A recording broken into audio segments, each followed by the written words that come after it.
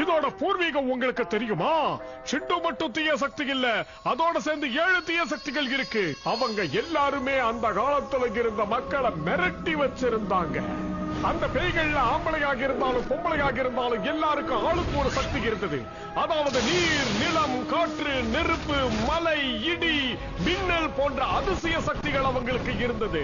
இந்த சக்திகள் ஆக்கப்பூர்வமா பயன்படுத்தாம மக்கள் அடிக்கிறதுக்கு அவங்க எல்லாருமே பயன்படுத்தினாங்க. அப்ப முன்னோர்கள் அந்த 8 அசுர சக்திகளையும் தோக்கடிச்சு அதை கட்டுப்படுத்தினாங்க. அதுக்கப்புறம் பயங்கர மந்திர சக்தி மூலமா அந்த 8 அசுர சக்திகளையும் ஒவ்வொரு இடத்துல பூட்டி வச்சுட்டாங்க. அந்த பூட்டுகளை திறக்கிற சாவியா இன்னொரு சக்தியை உருவாக்குனாங்க.